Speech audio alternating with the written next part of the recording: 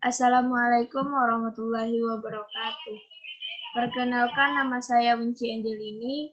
Saya mahasiswa Stikes Mucu Bakti Jaya Padang. Saya dari Prodi S1 Keperawatan dan dari kelas 2A. Saya akan mempresentasikan materi tentang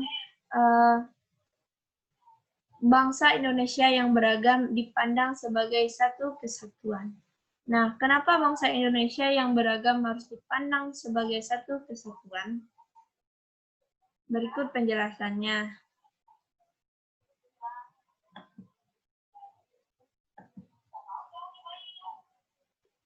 Keberagaman dalam masyarakat Indonesia.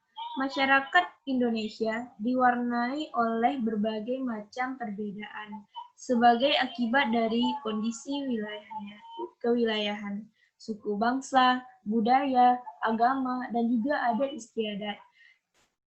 Perbedaan dalam masyarakat merupakan keberagaman Indonesia yang dapat dirangkai dalam bingkai Bhinneka Tunggal Ika. Semboyan Bhinneka Tunggal Ika tertulis pada lambang negara Indonesia, yaitu Garuda Pancasila.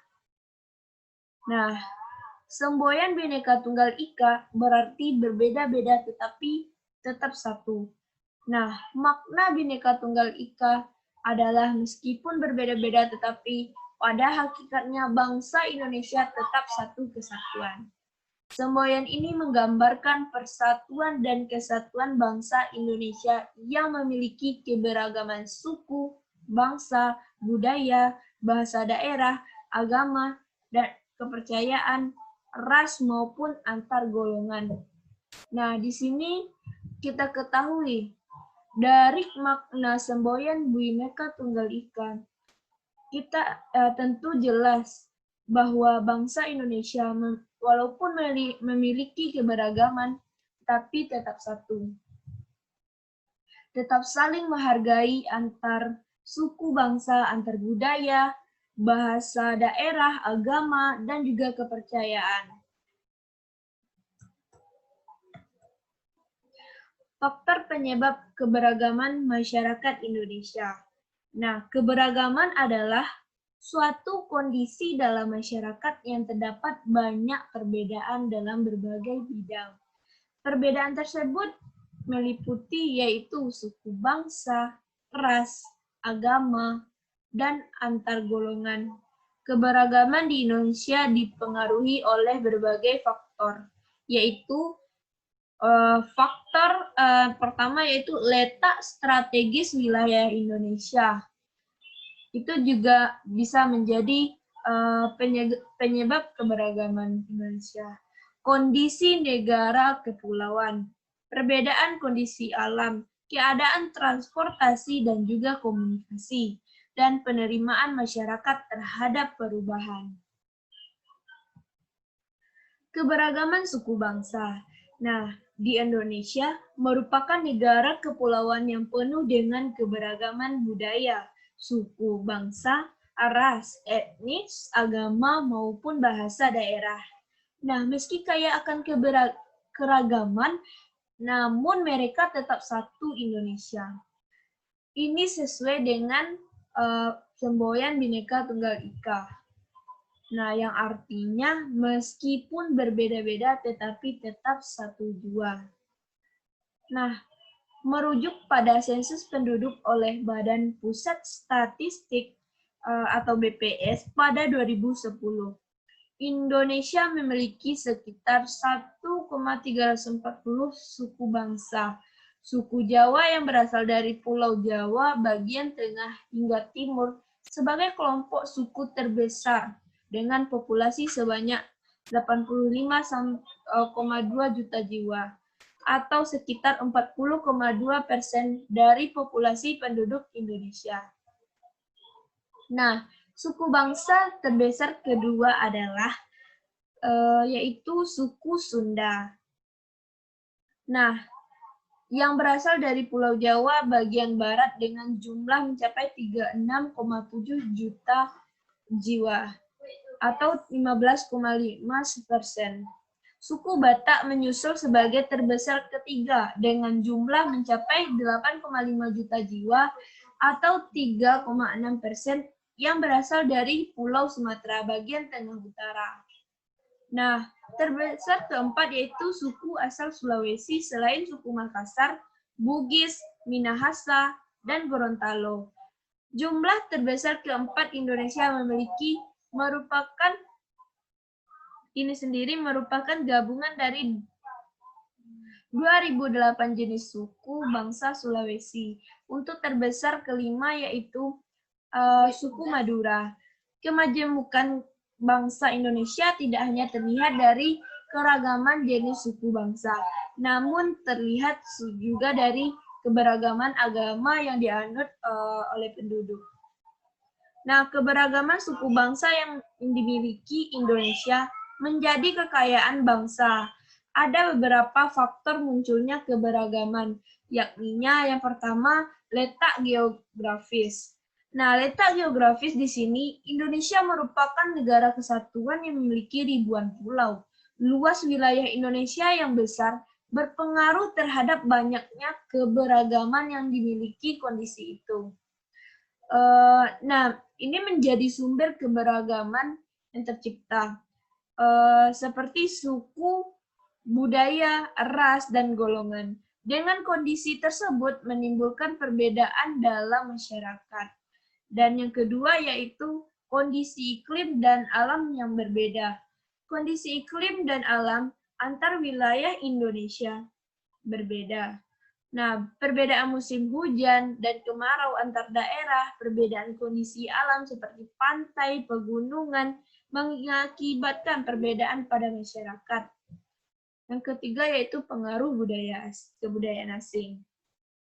Keberagaman bisa muncul karena pengaruh kebudayaan asing yang memiliki ciri yang berbeda.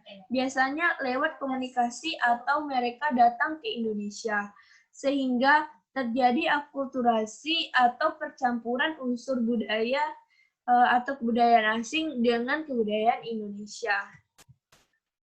Nah, keberagaman agama. Agama ini adalah sistem keyakinan kepada Tuhan. Kebebasan beragama dijamin oleh Undang-Undang Dasar 1945. Nah, agama yang diakui secara sah di Indonesia adalah Islam, Kristen, Katolik, Hindu, Buddha, dan juga Konghucu.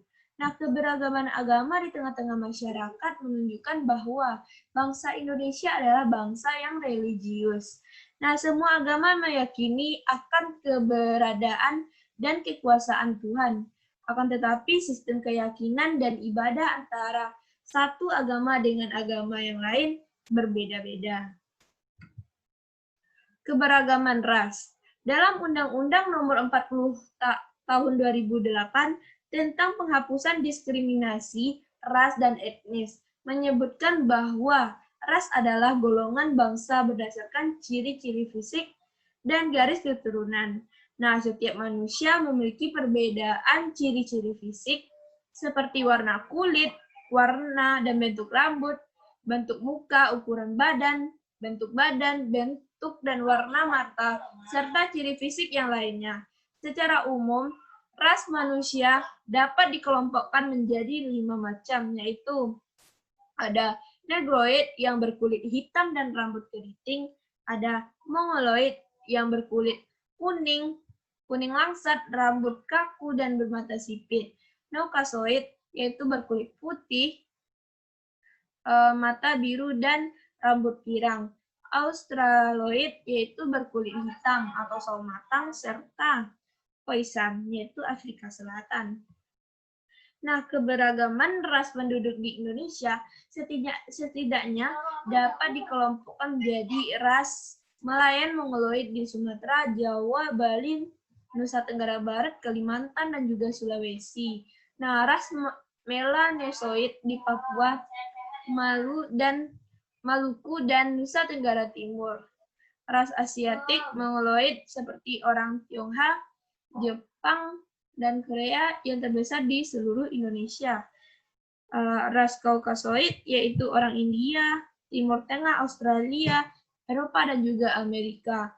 Nah, kondisi masyarakat Indonesia yang memiliki keberagaman ras berpotensi menimbulkan konflik, tetapi konflik tidak hanya merugikan kelompok-kelompok masyarakat, tetapi juga bangsa Indonesia secara keseluruhan. Maka setiap warga negara Indonesia diminta untuk menjunjung tinggi rasa persaudaraan, kekerabatan, dan persahabatan sehingga terwujudlah perdamaian. Nah, jadi apabila kita tidak memiliki rasa persatuan dan kesatuan, maka semua kegiatan tidak berjalan dengan baik. Oleh karena itu, keberagaman menjadi tanda satu kesatuan untuk saling melengkapi dan saling menghormati perbedaan. Perbedaan tersebut yaitu seperti perbedaan suku, agama, ras, etnik, wilayah, dan yang lainnya yang telah saya jelaskan tadi. Nah, kita sebagai warga negara Indonesia tentunya harus menghargai pandangan perbedaan tersebut. Baiklah, mungkin hanya sampai di sini presentasi dari saya. Saya sudahi dengan Assalamualaikum warahmatullahi wabarakatuh.